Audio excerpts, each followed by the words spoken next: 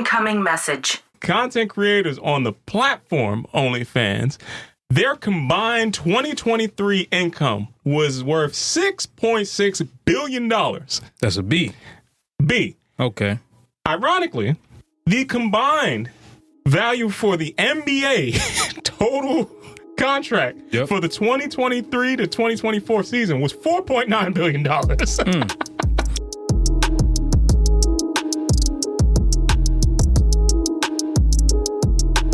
What's going on, fam? This is KR Jones of the Off the Strength podcast, and I am here to tell you to like, listen, subscribe, and if you're feeling freaky, visit offthestrength.com. And that's where you can go and get more information on us. That's where we can link, we can build, we can connect, and let's make this thing work.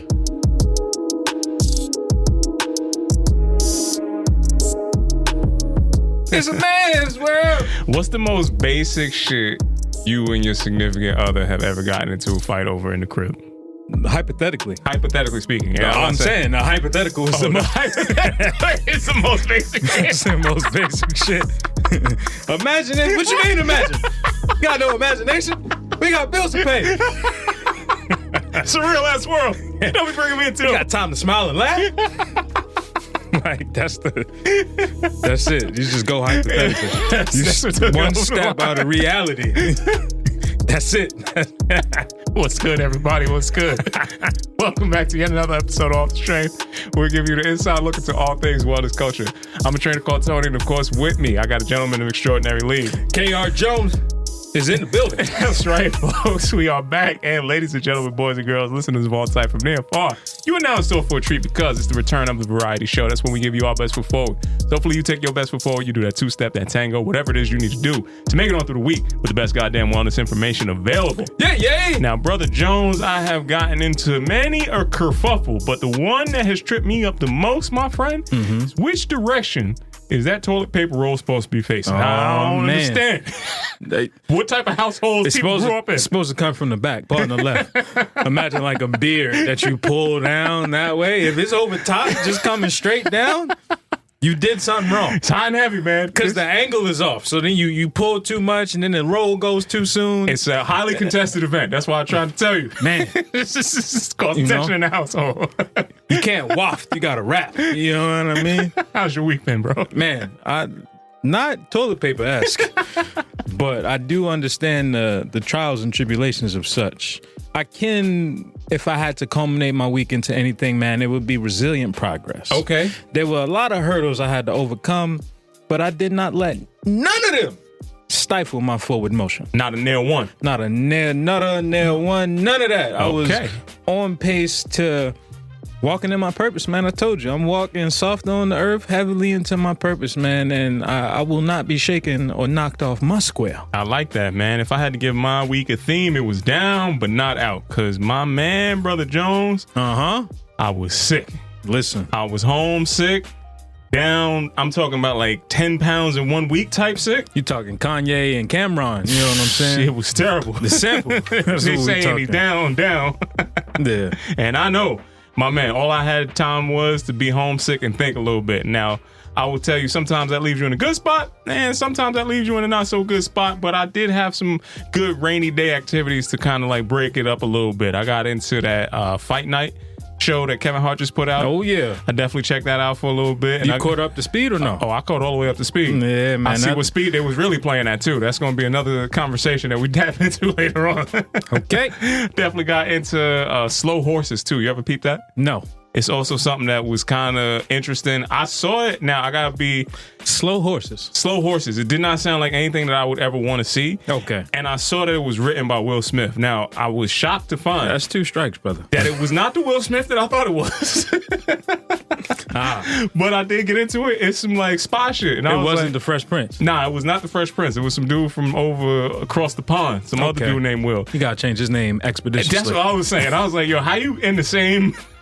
Same field. It's as you not using working that the way name. you think it is. Crazy, bro. Yeah. But nonetheless, I definitely was in my sick brain. I started watching the spy show, and I definitely was planning and plotting all types of shit. You know that's where I live at, bro. Exactly. James Bond, you know what I'm saying? Tom Cruise, Mission Impossible. Exactly, bro. That's where I was at, man. I was trying to keep away from that, and you know what? I as soon as I got out of the mindset of like, all right, planning and plotting, I need to start to think about how I'm gonna get back to being healthy, being happy, and getting back to my resourcefulness that are not used for nefarious activities, Kyle. I know that it was going to be something that's going to lead me into a little bit of a better direction, and I want to take that thought process into this week's questions for Ask the Professional. Now, Brother Jones, What's the word? I got to tell you, I really wasn't burnt out last week, but the check engine light damn sure was on. Okay. I feel like everything was letting me know that, hey, this is going to be, you're going to have to take your foot off the gas for a little bit. You're going to have to take a break very soon. Now, I just saw also that prior to me getting sick that week before, there was also a well-being report that came out that said social pressures to maintain wellness is making people feel higher senses of burnout than have ever been reported before. Now, Lululemon, of all companies, has been one of the people that documented what this key drivers to burnout has been. Now, the report shows that individuals feeling the most pressure to appear well are significantly more likely to experience burnout. Countries like US, Australia, and Canada are seeing higher levels of stress when it comes to this. Now, a little bit curious when you think about where that company operates and why these are the higher incidences over here. But these well-being burnout zones are on the rise, Kyle. And now I saw another study that was talking about that came from Unmind. And Unmind showed that nearly 70% of HR leaders across all companies are saying that burnout is something that's endemic inside of their organizations.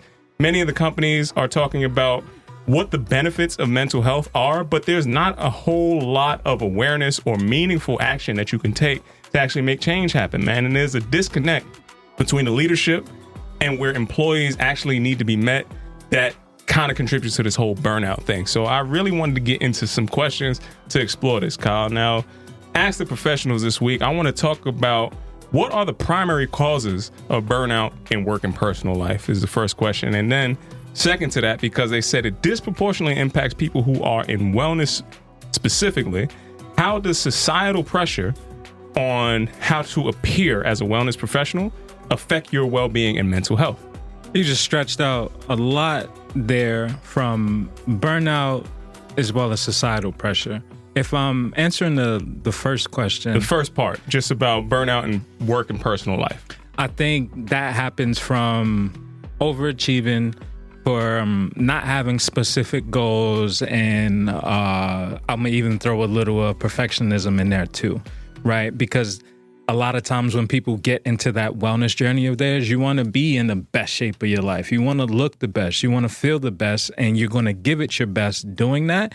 But your best is exhausting to have repetitive. So it's imperative to think about your cadence along this way, right? Like you can be a sprinter, but you don't sprint all the time. You have to train for the distance that you'll be sprinting, not for the maintenance of this high-paced speed that you can't keep up with. That's going to lead to burnout every time. And you also need requisite strength to get to that. You know, you also need the requisite mobility. So you do have to do the supplementary kind of acts to make that work. And recovery. Yep. Now, speaking of recovery, I'm thinking about the societal pressures that you just mentioned. Yeah. And the societal pressures really just come down with what you allow into your inner matrix. I'm going to use that as, you know, the term, because there's so many other things that exist outside of your own world, whether it's the internet and what you're feeding yourself or what you're seeing or the people around you. There's a lot of influences and distractions. And that's where the pressures come from, because they're your own ideas that you've set and your own expectations. And it's not anyone else, unless it is the company that you're working for that's like pressuring you. Then you need to reevaluate your positioning and your output. Yeah, I feel like the layperson societal pressures is different from a wellness professional. And they're saying wellness professionals specifically are the ones who feel the highest senses of burnout. Yeah. Because to a certain extent, you're only as good as your last product that you put out. Yeah. You're only as good as you look if you're really trying to sell people on looking better. You know, there is a specific link to your aesthetic and what your output is going to be. You cannot divide that no matter how much you want, no matter how much you think it's right or wrong. This is the assumption that people make. And that assumption that comes with it does come with some added weight. That, no pun intended. It's going to be something that weighs on you a little bit heavier than it would if you didn't have that same kind of skin in the game. Crown is heavy as the head that bears it. But even with that, you have to carve out your own space. You have to carve out your own niche. You have to set your own discipline so that you can have a realm to stay within. Because once you get out of that realm, then that's when you get into those pressures that weigh on you. And that's a heavy crown to continue to bear if there isn't the right foundation to uplift it and to support it. That's right. So just on furthering that whole recommendations to avoid the burnout side, you kind of laid out the whole setting clear boundaries. You want to establish boundaries between work and personal, because people in your work life bleeding over into your social life. Expeditiously. It can get a little awkward. It can be a little overwhelming. Murky. You know? I definitely been there, but I would say learn from my mistakes. So hopefully fish are friends, you not can keep food. from there. That's a Finding Nemo reference right there. Prioritize making your social connections outside of these networks. Now, we talk about community all the time, but community can greatly reduce the feelings of isolation that you might feel inside of this whole the pressures of you trying to maintain this wellness. And that's going into those run clubs. Maybe that's joining a social cycling kind of club, something like that. But the whole idea of community takes some of that pressure away as well. And then I'm around this out with kind of what you were saying, just echoing that, focus on purpose and not perfection. Instead of striving for an unrealistic wellness ideal, set achievable goals that align with your personal value and purpose, Kyle. And that is going to be the best ways that I would say is going to be helping you avoid that type of burnout. Now, hopefully adopting a balanced approach and finding these small manageable ways are going to be things that help you maintain health and well-being and can prevent that burnout in the long term. Now, Kyle, I'm going to be talking about this and more with the good brother Ja Holla. That's right, Joaquin Washington, for the Mental Health in Harlem event coming up on October 12th at 10 a.m., and this is going to be putting the men in mental health, Kyle. Men First is really going to be trying to focus on the intersection between your mental well-being, your spiritual well-being, and your physical well-being all coming down at the same time. And we got to be in support of that good brother Ja Holla, my man. Shout out to Ja Holla for sure, man. I love the panel that I saw lined up. I love men's mental health being discussed out in the open and in the forefront. The last piece I would add just before we move on is it is imperative to untether what you do to make money versus who you are on a day-to-day. That is a tough one for a lot of people. A lot of people get those two just too intertwined into one another, and to stand on your character as a person versus how you make money and show up in the world, it needs to be separate. How did you go about understanding that you needed to separate those two things? First, I had to stop charging people for what I was passionate about, right? Like, I had to separate that. Like, if this is my passion and this is what I love doing, it needs to exist in its own box, its own parameters, like those boundaries that we just talked about setting up. And then if my passion does bleed into how I make money, it's a very specific way. And it isn't no confusion along how much this costs to get access to this. Yeah, for me, it looked like differentiating the product line, right? So things that require the most of my personal time have to cost the most in any of my offerings. Now, separate from that, I still want to have offerings that I make easy for the people to accept and receive at a community-friendly rate. And then there's going to be some things that's just going to be, hey, you don't have to see me. You don't have to be around my community. You can just pick this up and purchase this on your own and take it on with you wherever you need to go. Now, Kyle, that differentiation is going to make me somebody that's ready to be a primetime player in this next iteration of the game. PTP! Trying to let you know, my man. Now, we're going to get into some good. Okay. We're going to get into some bad. All right. And we're going to talk a little bit about some ugly this week, Kyle. That's right. It's time for this week's episode of Rip from the Headlines. And the first story up is more of an update than anything else, Kyle. Now, I don't know if you're familiar with Pure Gyms, but Pure Gyms has placed a bid for Blink Fitness. Now, Blink Fitness was on the auction block. We talked about it going into filing for Chapter 11 a couple of episodes back. Pure Gyms is an operator from overseas with over 600 sites, and they operate in 10 different countries, and they just put in a $105 million bid on the New York and New Jersey assets for Blink Fitness. What's your thoughts about hearing this overseas company coming in and picking up what Equinox's loose change is looking like. That very much is an update. I need people to pay attention to the folks seeing value from across the pond. Mm-hmm. If they are moving into a wellness market in spaces that is literally across the country, you might want to pay attention to these mergers and acquisitions, if you will. I always try to keep people abreast of that, Kyle. I would want somebody to go back and look at the places that I've picked for my losses, so to speak, and that long lineage of what all Crazy Tony's sayings are. I'm going to tell you right now, some of these things, by the time we catch on to them, it's like, damn, that crazy ass dude was right about some of this stuff. I might have missed the opportunity to jump on it when I needed to, but I'm telling you right now, buy low, sell high. That's the name of the game. We're going to move into the next one, my man. So, Kyle, I really was trying my best to bring you a nice little surprise today, but I failed on delivery, my man. There has been a lot happening with Nike this week. Now, they have changed CEOs. They are starting to bring back some legacy creatives, and they just are starting to feed the streets with the tech fleece trench coats that you know who's going to be wearing these that we don't necessarily need to talk about right now. The brothers in tech. There's going to be brothers with techs wearing the tech fleece. In addition to that, the iconic brand has rolled out a cafe in their Soho store. Now, Kyle, the Grind Cafe, I tell you that I saw it with my own eyes, and I definitely threw on the Specialized to go see it. As I walked through this experiential marketing display, I thought that I was going to be able to walk up, grab that Nike swoosh croissant, try some Nike coffee, and see how I was going to get my run on inside this space. And they said, hold up, this ain't for no money. Yeah. Did you actually do the run? And I was like, wait a minute, what? It's like, no, did you run today? And I was like, hold on. So you have to show them on the Nike Run app that you completed a run in order to be able to get any of the accoutrement from inside of the cafe. I was both happy and shocked and surprised and disappointed at the same time. What's your thoughts about this experiential marketing Grind Cafe that's making you put the miles in before you can get your breakfast on?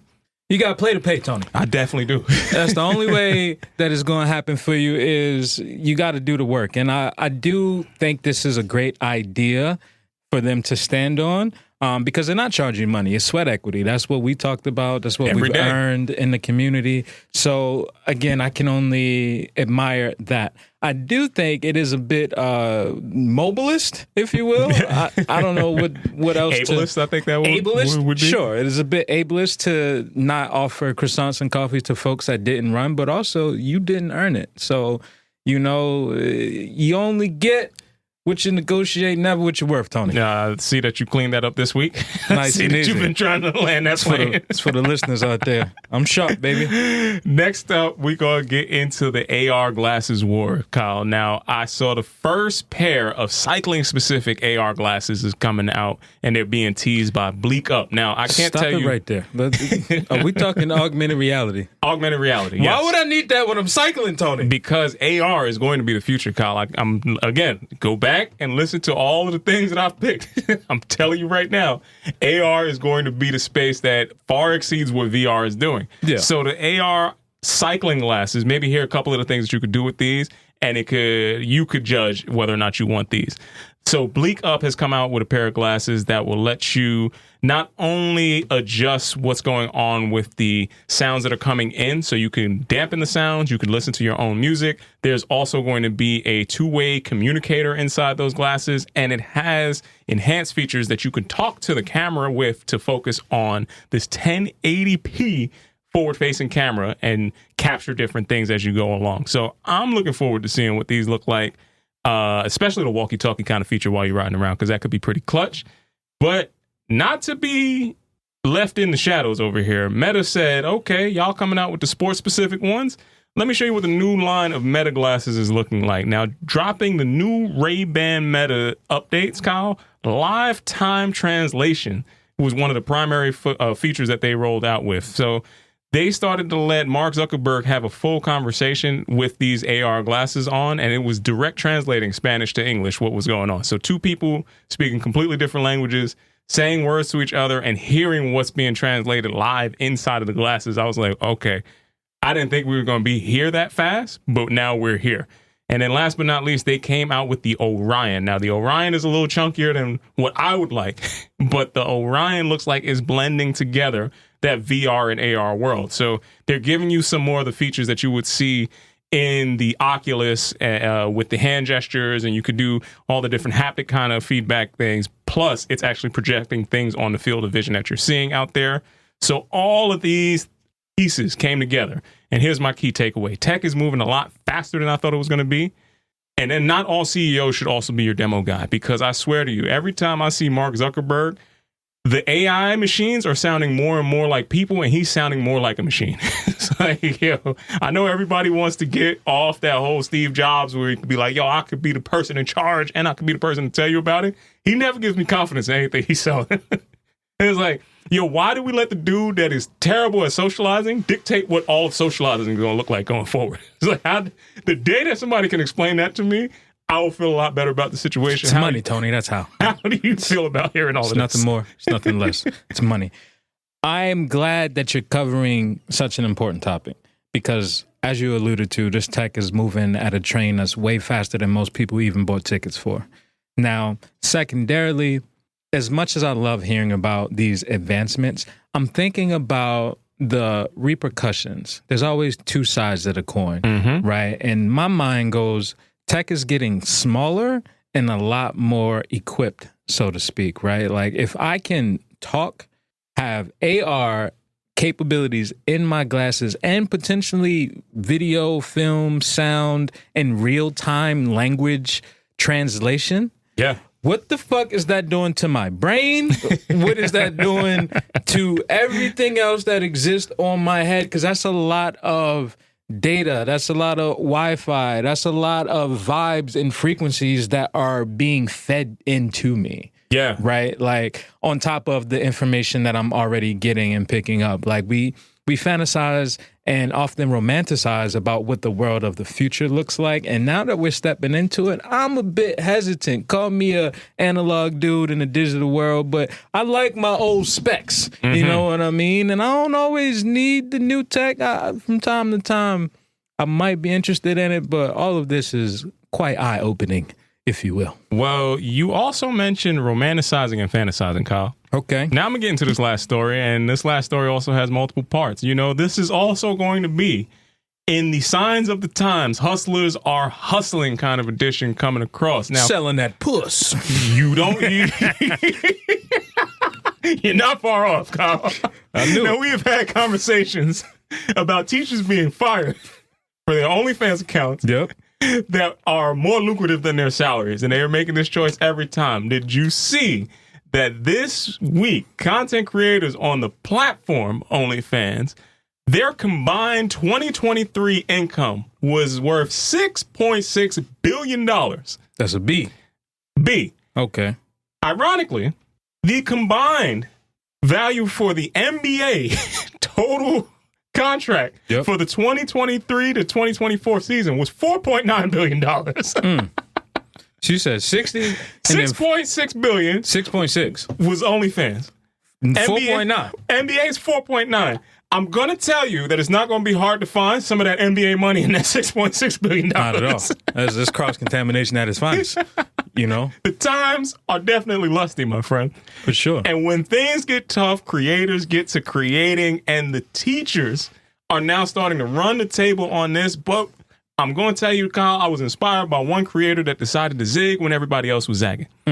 This man, instead of making his own adult content, started making math content that he started producing and putting out on Pornhub specifically. Now, this man from Taiwan, okay, is now starting to make $270,000 additionally a year from the content that he is selling via Pornhub that is not porn. Is there any... It's a real man of genius right here. Is there any porn associated with it? Like jump cuts. You know how the jump cuts work? Ah, okay. Jump cut to a math lesson. Now he's on to something. You know what I'm saying? Because who don't want to see a nice set after the equation is solved? You know what I'm saying? It's what brings you to the equation. He did the math. He carried the one, and now he is walking away with $270,000 in his private courses that he is teaching. The long division for sure. What's your thoughts on that? Side hustle. It's a large dividend. Flip. Yeah, you man. know what I mean? When you put all of these stats in front of me, I'm not surprised. The cost of seeing someone naked has skyrocketed as a premier product, if you will. actual connections to people these days are even harder to find. He's not naked in any of his videos. But if there's a jump cut in there, he's selling you a set in between his equations. You know what I'm saying? And not to be confused with, PEMDAS and all these other arrangements of equations. I'm saying he's selling sex and math because somebody needs it. They came for the anatomy, but they stayed for the calculus, Kyle. And that's going to be it from this week's episode of Rip from the Headlines. Okay. What you see in the streets. You know, I'm thinking about the equation I used to give the young ladies back in the day, the game. It was like, you see you plus me, subtract the clothes. Nah. That sounds like an indictment now. Can't get that off today. Let's multiply and hope we don't divide. Or you know what I'm saying? I forgot the rest. Let's divide your legs and hope we don't multiply. That's what it was. Damn, I struck out. See, I'm out the game. Swing and a miss. That's honest out the game work. But when I was young, I was out there delivering that flawlessly, if you will. Now, sliding into my own Rip from the Headlines and my own good, bad, and ugly this week. Tony, I want to start off with another peak blackness moment first before I really dive into the list. Now, we speak of peak blackness often because at the end of the day, I am indeed black. Mm-hmm. And I like to find no moment-worthy peak blackness moments. Okay. Now, this brings me to the podcast clip of the All the Smoke podcast. Okay, shout out to them. Stack and Matt Barnes were interviewing Vince Carter. Okay. Now, famously, I've known that Vince Carter and Tracy McGrady were cousins. Mm-hmm. Everybody kind of figured this out very early on into their careers, but I never heard the story of how they found out. And Vince Carter was talking about the instance of him being in North Carolina. He was a junior in college, and the summer had came and they were playing like AAU ball, and he was playing with Tracy McGrady. They ended up sharing a locker because there wasn't a locker big enough, or there weren't enough space available for them to all have lockers. Fast forward, they're playing for a weekend. They just kicking it as friends. It's like, yo, I'm be out of town next week. I'm going to a family reunion and I won't be around. He's like, all right, cool. He didn't think nothing of it. He said later that weekend, Vince Carter gets a phone call from his grandmother and it was Tracy McGrady on the other line, like, yo, what's up, cuz? How you doing? And he said Tracy McGrady had went to this family reunion, ended up sitting down with his grandmother, realized he shared the same grandmother as Vince Carter, and their friendship began to grow and blossom from there. And I was just thinking, like, man, I can't imagine another blacker version of that story existing, for one.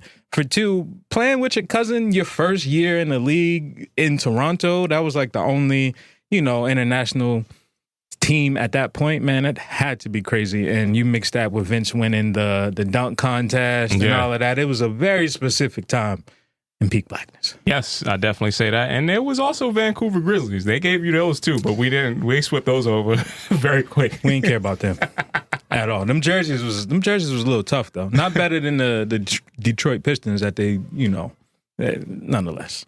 We'll get out of that. Now, sliding into the own good, bad, and ugly this week, let's talk about, first and foremost, one of the most interesting stories I came across, and I sent this to you, was the push-ups to scroll, Tony. Yes, sir. Now, you just talked about tech breakdown. What if I were to tell you that there was an app that you could download, and it would force you to do a set amount of push-ups to correlate to how long you could scroll on your phone via your favorite app. Mm-hmm. So let's say you did 5 minutes worth of push-ups, you get 5 minutes worth of scroll time. When your scroll time is directly connected to your activity output, how much scrolling are you really going to do? I like it. I like where it's going. I don't know if everybody's going to be doing these push-ups to get that scroll up, because you could just turn the app off at the end of the day. It is a good faith app for sure. Yeah, I definitely like it. I like where it goes. I mean, I think about when I was younger and I used to do push-ups and sit-ups between commercial breaks in between TV because I was like, that's the only way I'm going to get in shape. All these damn commercials that I don't want to see. Now, speaking of working out and advancements, I want to talk about micro weights, Tone. Okay. Now, if I say the term micro weight, what comes to mind for you? I would automatically assume smaller weights. Okay. Things that still give you a little bit of a stress in the positive sense. It still makes you work against it, but it's not going to be something that's going to be too strenuous to where you have to put it down after a while. Now, let me paint this picture for you and see if you can walk me through this scenario. You're in the gym, right? You getting in a nice chest day with the homies, and they like, yo, let's hit the bench. And it's like, bet, let's warm up at 135. How many plates is that?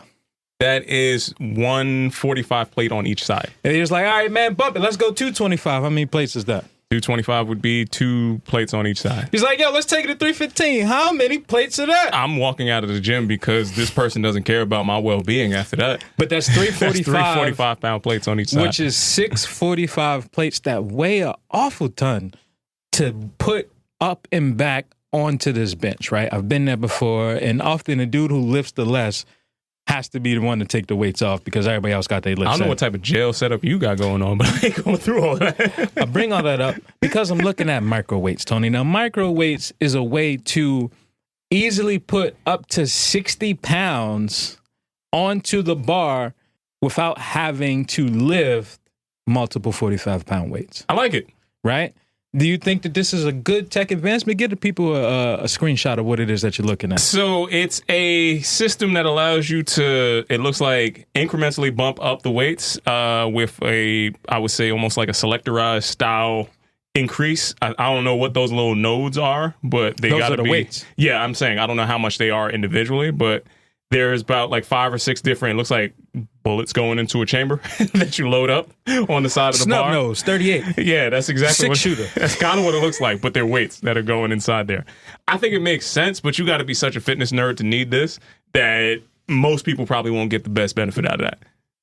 I think it's innovative, especially for those who want to make those specific adaptations to your workout, right? If you're lifting for pure strength and you're really strict on the numbers going up from 225 to like 227 and a half. Yeah, like the opposite of the jump that you was talking about going into it. Yeah, this makes sense for workout overload, but again, have a specific thing for it. I feel like that's going to be the top 0.0002% of the people in the gym that's going to have that.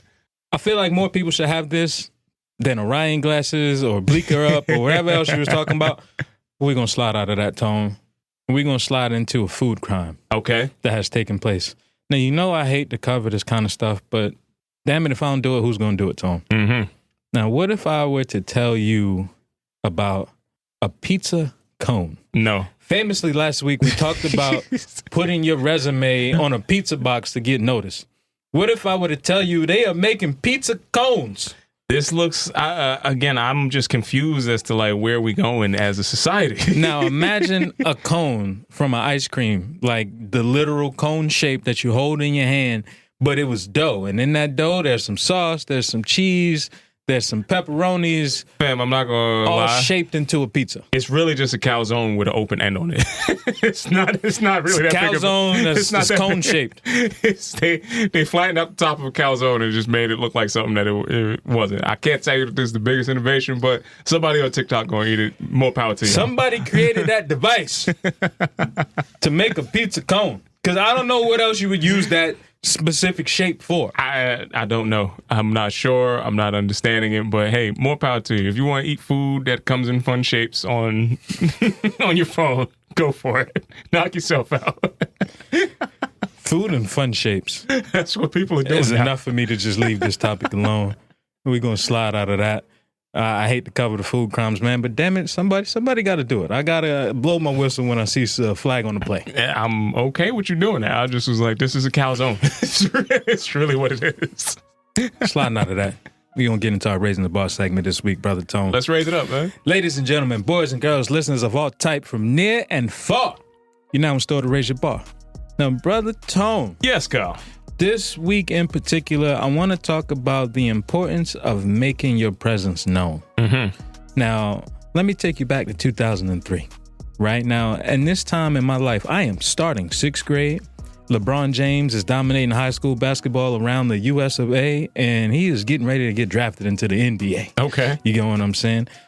Simultaneously, I am attending Hazelwood Middle School in Baltimore City. It's very regional. It is very regional, right? This is over, on the east side of Baltimore, Gardenville area. Really, Sedonia is where I'll be repping, but that's for the locals. Everybody don't know that. I'm here to tell you that I underwent an extreme culture shock from shifting from my elementary school that I just graduated from in the county to this city school, right? I used to have a fake address as I talked to people from elementary school. They found out in middle school, was like, nah, fam, this ain't gonna fly no more. And damn it, I'm in my zone school. Zone school being Hazelwood Middle. Now, just to paint the picture for the listeners out there, the kids in my class were horribly behind academically. At 11 years old in a classroom of about 20 plus students, I was one of a single handful of kids that were in the right grade at the right age, right? Just let that sink in as a statistic. So I got kids in my class ranging from 12, 13, up to 16 years old, and I'm 11 years old. Yeah. Right? Now, two things come to mind. This was the time of clear book bags. We didn't have the metal detectors like New York kids, but we had uniforms and clear book bags that were mandatory. There was a kid in my class who was about 16 years old. He didn't have a uniform, and he was draped in the flyest of streetwear with a two-way on his hip. And I asked the homie, yo, why he ain't got to wear a uniform? He's like, oh, his parents can't afford one. I said, can't afford one? Not only did this brother work at Wendy's, but he also, picked up a couple shifts on the corner from time to time, you know what I'm saying, to supply his needs. I was about to say, Wendy's wasn't paying for the two-way pager, fam. I was just going to let you know that right now. Also want to let you know I volunteered to do this brother's homework just to get in good with him because I knew I needed him on my team as opposed to not being on my team. That's a whole nother side story. Second thing that comes to mind, Tony, was when I started to get in trouble. Now, one time in particular, one of the homies was like, yo, on Fridays, we ain't got to wear uniforms no more. I was like, word? Bet. I took that upon me to not wear my uniform. I came in my fly Jason Kidd jersey. It was red. I had my Timberland boots and my jeans on, only for the assistant principal to come up to me and be like, hey, where your uniform at? I was like, oh, I thought it was Casual Friday. She said, who told you that? I was like, suspended, right? That's exactly what happened because I wasn't going to rat on my man. Shout out to Eric Baker who set me up. You just ratted on him. Now, it took too long. You know what I'm saying? I held that for a good 20 years. You know what I'm saying? Later, that brother tried to sell me renter's homeowner's insurance or some shit. It was crazy. You still ratting on him. Hope that brother's all right, man. Nonetheless, once I got into trouble, that is when my mom's had to make her presence known on campus. Okay. Now, my mom went straight to my teacher, my assistant principal, and the principal, and the staff, for the very first time in a long time, had to witness an involved parent because that wasn't something that they had a part of their school. This wasn't a school that had a PTA involvement and a committee and none of that. This was a school of kids that was failing and nobody cared. So once moms laid down the law, my treatment got a little bit easier around school. You know what I'm saying? It turned out that turnaround was a little quicker than counting backwards from 2. You know what I'm saying? It was no time. And what I took away from that moment was the importance of making your presence known, right?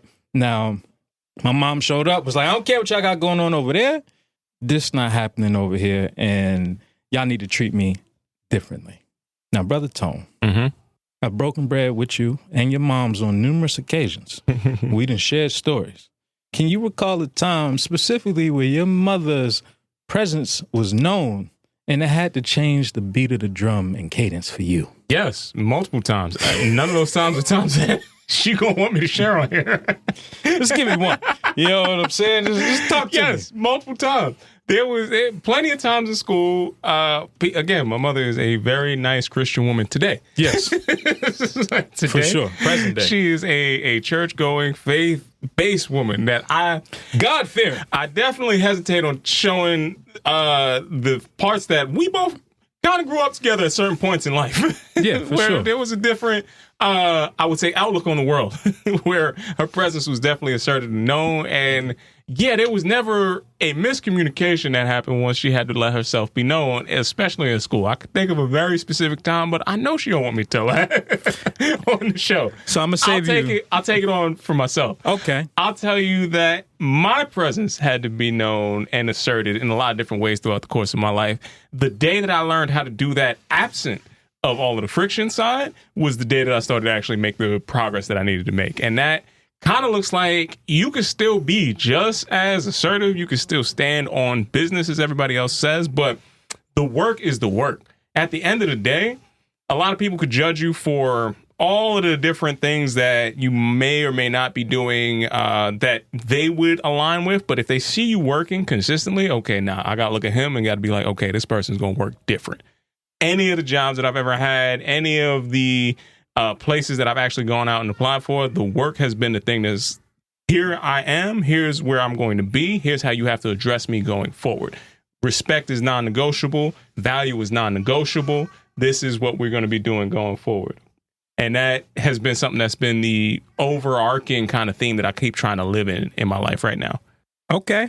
I mean, again, that's relying heavily into the boundary setting that you just said and establishing your value, right? And the ways in which to respect and define the work that you do, right? I get that. I mean, most recently for me in this whole case that I've been involved in between this incident that took place, like I had to lean on a couple of folks to let my presence be known. Like, hey, I don't know who your usual clientele is, but I'm not that, right? And I want to be involved from the beginning until end, because this is my life we're talking about, right? So these are my expectations moving forward, and I hope that we can continue to communicate on a level that is this, because anything below that is going to... Not acceptable. It's not acceptable, and also I'm going to be here reminding you that it's not acceptable. Yeah. And once that is felt,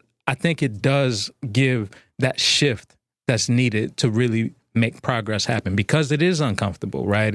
A lot of people get into those comfortable spaces of just treating everybody the same when I'm not everybody. Yeah, that definitely happened. All right. So, Moms, I apologize early because Kyle made me tell the story. But, you know, I definitely got into a lot of fights when I was in school. Okay. A lot of fights. Like I'm talking about all the time. Now, I have never started any of these fights. Okay. But they damn sure was concluded in various ways. Let's say I'm not going to be the person that sit here and tell you that I've won every single one. I've taken my lumps along the way. Call in now. One time in particular, I got into a fight with this kid in school. He was not the victor in this fight. Okay. He was very upset about it.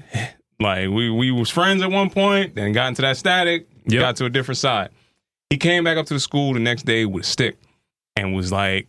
That stick talk? That stick talk. He was coming up. He was ready to get at it. And his guardian at that time was saying, all right, you take the stick and you go hit that boy that beat you up the other day.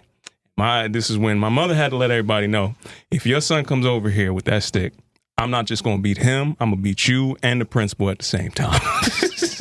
Like, at the same damn time. And they all knew that she was very serious about what she just said. It's like, yeah, Mama's going to hear the whole block out. Yeah. That's the good God Christian woman that was here. That ain't even a threat. That's just a warning. That was just letting you know what was going to happen. This was going to be the happenings of the day. Everybody in here is going to get this. That was vital information. That's not even a threat. And I've seen her cash that in a couple times. Yeah, man. I ain't gonna talk about those stories, but I've seen that assertion. The next day when I came back to school, everybody talked to me different. For sure. Like, oh, she was gonna let everybody have it. Yeah. The crossing guard was, hey, Anthony, how you doing today? We gonna make sure you get walked directly into where you Stop need to right go. there. That's exactly how it went. Go ahead, Tony. Your steps are ordered down. He was like, hey, you clear the way. You make sure you get over here because we don't want her coming back up here at all. Yeah, no, that's real. You know, I've never had to be in a physical fight, so to speak, but there was some altercations. This was a different time. This was Brooklyn, like Bed-Stuy, Brooklyn. Definitely something that was a part of. And again, I don't wear it as like a badge of honor. Like I said, I've taken my hits. I've given my hits. Yeah. This was, I'm not going to be nobody punk. I never was going to be that person. I'm not going to sit here and tell you I was a tough guy at any point in time. You don't got to be. But the whole family lineage was like, yo, if we getting into it, you going to have to go against a lot of people, bro. There's a lot of us up and down this block. This is just squad is out here. This is just how it's been. So, all right, this is what you want. We could even be bickering between each other. Me and my cousin, yo, you got some, what? They did what? Who up the block? It's 12 people that's on you right now. You got to have to figure that out. So that's what it was earlier in the days, the school days-ish kind of era. I'll end this with, again, making your presence known. Mm-hmm. The work is turning that assertion into nonviolent communication. Yes, I'm trying to make it that Sometimes part. it starts off that way, but it don't have to end that way. And the growth, again, as I mentioned, the work is that translation, right? Of how can I still be as effective without the violence? Yeah, I'm far past that. This was Sure. in my early days. You know what I'm saying? I'm staying away from that, my man. Listen, man, I recall a time in gym class. I was in middle school. This kid tied my shoestrings together as I was sitting down. Oh, that's crazy. Yeah. Man, you catch the drop. Boom, boom, boom, boom. I didn't fall, but I stood up and saw they was tied together, and he was laughing. He thought it was a joke. I was the joke. I said, yo, untie my shoes. He said, nah. He just laughing, joking it up. I gave him one more. Yo, come untie my shoes, or these shoes gonna be around your neck. Nonetheless, he did not come untie my shoes, and I went and I picked him up and I threw him down the bleachers onto the gym floor, in which I got sent to the principal's office. Usually how it goes. And they called my parents, and I explained my side of the story very clearly and articulately. Hey, I gave him 2 chances to correct his wrong, and when he didn't, I then had to escalate the situation. Let the record reflect that I did not get suspended, nor did he, but they knew what I was capable of. Oh, I was definitely in the suspension bag for a little bit. I think I might have got like an in-school suspension or something like that. Yeah, I was definitely that guy. One of those, ISS for the cool kids, you had to be cool to get that. You couldn't get that without being some cool kids, Nah, I definitely, I did my bids. It's me and the dean eating lunch together, looking at each other. Sounds like you needed to relax responsibly, Tony. I definitely did, Kyle. Now, what was this Relax Responsibly brought to you in part by? Relax Responsibly is brought to you in part by Frequency Movement. That is the elevated yoga class that I teach Saturdays at 10 a.m. Let's elevate your movement pattern, explore different shapes, and synchronize our breath with movement, all under a curated musical vibe, a pre-roll, and a good-ass time with your boy, K.R. Jones. I like the sound of that. 11 a.m. at Frequency Movement. Sign up in advance. Come kick it with me. Okay, my man. How was you relaxing this week? I was relaxing this week, Tone, surprisingly, from a doctor's visit of a nice PCP, Tone. Okay. Can you break out what PCP means? I don't know I ain't which way talking you about trying the to drug, take it. but I am talking about my primary care physician. Okay, that's what's up. Now, I ain't gonna lie to you. Earlier, we talked about me being black and peak blackness. I have not had a primary care physician since my pediatrician. I don't know if we're gonna put that on blackness, but It's a lot of dudes out here that ain't got nice PCP in their life. I think that's for multiple different reasons. I don't know. Black is the correlation that I'm gonna land on. Sure, I ain't gonna say it's all black, but I will talk about the male population not having their frequent doctor visits as much as they should. I think needed. A lot of women are used to having their OBGYNs and their regular checkups to make sure everything is going. For males, we don't tend to have that same type of urgency. Yeah, some shit have to fall off a dude to go to the hospital or something like that. Exactly. And it's like, let's get into that prehab that we spoke about a couple episodes back, as opposed to having to be very reactionary from what has just taken place. And I bring all that up because, man, I'm fucking 33 years old, and this is my first time seeing a doctor in person since I was 22. Mm-hmm. That's 11 years of me being a wellness professional and obviously taking care of myself, but then also, like, am I really, if I'm not being in tune with my blood and cholesterol and all these other things that don't show up in the physical, you have to get tested for. Absolutely. Right. So this Relax Responsibly segment is to say, fellas, stop playing. Get a doctor. Just go get that visit. If you ain't got insurance, get insurance first. Then go see the doctor. I highly do not recommend seeing a doctor without insurance, because that's your ass. Yeah, it's going to cost you a whole lot. It's going to cost you your firstborn child, and if you got kids already, it's going to make another one for you. To check your kidneys, it might cost you a kidney. Man, so you better hope you got some cousins around for that. Something. How were you relaxing responsibly this week, brother Tony? Man, I told you, I was sick as a dog coming out of that last weekend, hey, bro. Man, even the garbage can gets a steak. I was down bad. So the only thing that I had relaxing was watching that fight night, man. So I definitely tapped into what Kevin Hart was cooking on Peacock over there, and checking out what the musings of him and seeing everybody come together, almost like a Hollywood shuffle kind of situation. Of course, I definitely enjoyed that. I was kicking back. It was a quick watch, fun, perfect sick day kind of activity. I was like, all right, I can see where they're taking it. I can see where he's taking the culture, where he's elevating, and what he's highlighting specifically was something that I was paying attention to that definitely got me through my sickness. You know what I'm saying? He's paying attention to what's going on really in these streets. What I enjoyed about the storyline is the people that were killed were obviously like where they are in their acting career. You know what I'm saying? It's like, oh, you new to this? All right, your character's here. You gone. You stayed a little bit longer. You got a couple roles. Yeah. Bang. But the main storyline is revolved around the people they paid the most to be in there. Oh, yeah. So it's like, absolutely. I just loved seeing that play out of like, oh, you top dog because you are real still senior. Here. Yeah, you know primetime players are still in the show for whatever the next season is going to look like. I also enjoyed the fact that when I went to Atlanta, I stayed in that hotel that they kept showing the main characters was in. Yeah. At the end of the day, this is when me and little bro was posted up. So I was like, I know that elevator. I know where it's going. Down on Peachtree. You know what I'm saying? We was kicking it over there, man. So I was like, all right, cool. This is Atlanta gangster shit. I can get with it, man. So that was my only form of relaxation this week, my man. And I look forward to, hopefully, Kyle, being able to relax a little bit more this week as we come into a new week that my main priority and hope is just feeling better. There is no situation that you can ever take for granted other than your health that will have you really questioning all the things that's going on in life. So as I sit here at about like 75, 80%, I want to make it to that 400 this week, and I'm hopeful to do that, man. What are you hopeful for this week? Man, I am hopeful for your definitely healing. You get what I'm saying? I think that that's needed more than most realize, but then also for my own damn healing, right? Yeah. Of taking the time to continue to connect with folks that want to be connected. You know what I mean? Really paying attention to what your surroundings are presenting you and then moving accordingly, man. That's what I'm hopeful for. Everybody has that same type of lens. My man. And if they're looking through the lens, Kyle, hopefully they are focusing on what we got going on now. If they needed to not just focus on it, but catch up with us, Kyle, where could they reach out to us over here at the Off the Strength Podcast? You can find us on Instagram at @offthestrength_, or if you're in the greatest city in the world, that is New York City. Sometimes come on down to Rockefeller Center where you can see us record live at Newsstand Studios. If you can't make it in person, there's always Instagram again at Rockefeller Center or Twitter at Rock Center NYC. Of course, we are also brought to you in part by the good brother Brian Perkins and I Did That Productions. Brother Jones, is there any last thoughts that you want to leave the good people with before we check up out of here?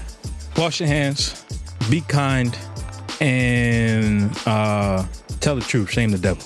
Tell the truth and shame the devil. All right, I don't even know where he's going, but I'm going to let him take that as far as he needs to go. That's it. Once again, it's been another fantastic episode of Off the Strength. I'm a trainer called Tony. KR Jones. Peace and much love to y'all out there. Until next time, we'll see you soon. Peace.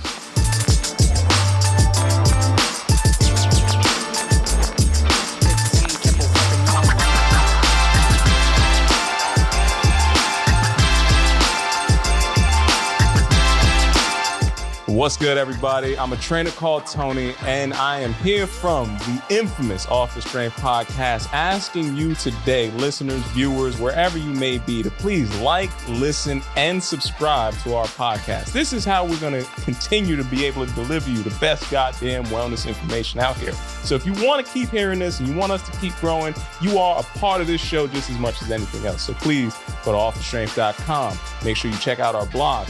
Make sure you check us out on IG. And if you're hearing this voice and you didn't hit that subscribe button, know that Kyle is going to come looking for you. You got that right.